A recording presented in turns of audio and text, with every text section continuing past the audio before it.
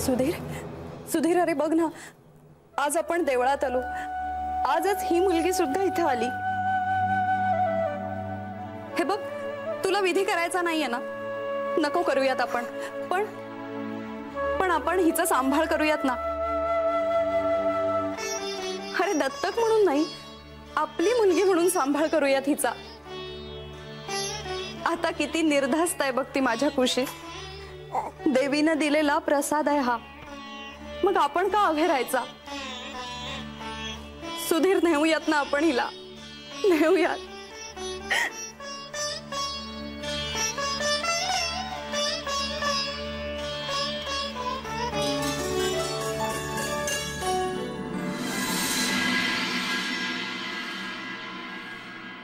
त्या दिवशी अलकाताई सुधीर साहेब त्या पोरगीला घेऊन गेले आणि मी सुटले,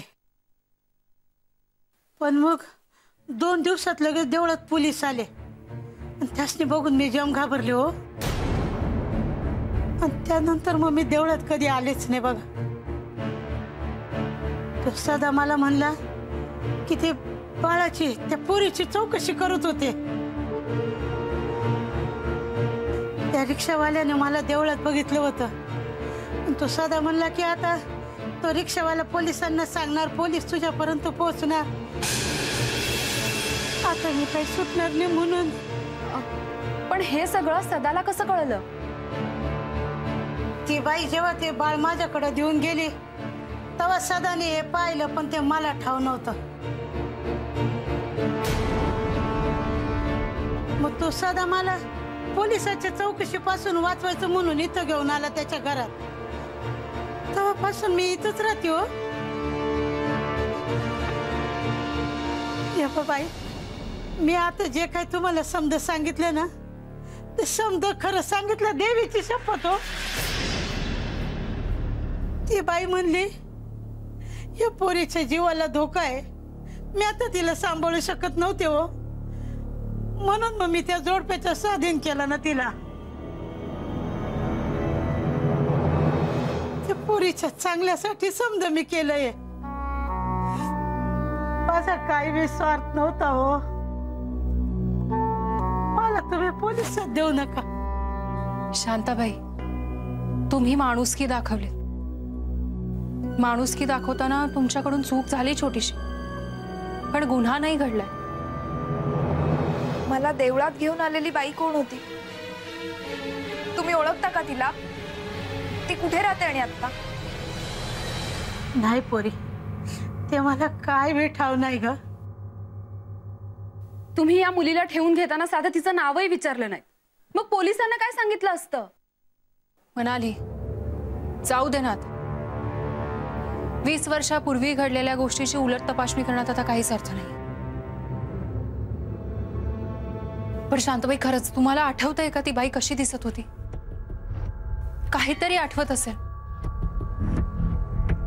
त्या रिक्षाचा नंबर तरी सांगा, म्हणजे त्याला शोधून काढता येईल। तो कदाचित त्या बाईच्या गावातलाच असेल। पुढे हे समजा रामायण घडणार होतं, हे नव्हतं ठाव मला, मी कशाला त्या रिक्षाचा नंबर बिंबर देण्यात ठेवीन? एक मिनिट, नंबर नाही आठवते तुम्हाला, पण दुसरी काही खूण आठवते तुम्हाला? प्लीज आठवून सांगा ना। स्वातीचा शोध आता तुमच्यावर अवलंबून।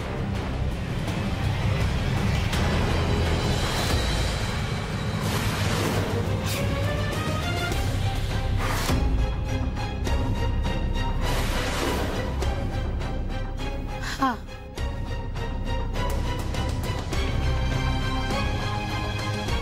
त्या रिक्षाच्या माग ना नकुल सदेव लिहिलेलं होतं।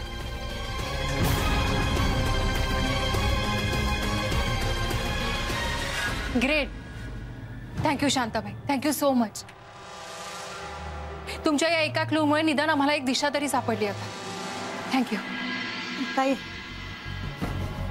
माझं नाव कोणाला सांगू नका हो, पोलिसांना बी नाही सांगणार, आणि तुम्ही सुद्धा आम्ही इथे आलो तो हे कोणालाही सांगू नका, सदाला सुद्धा। देवीशान कोणला बी सांगणार नाही मी, कोणला बी नाही.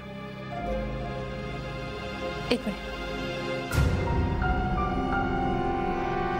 हा सिद्ध, बंडूला बोलावून घे. आपल्याला एक रिक्षेवाला शोधायचा आहे.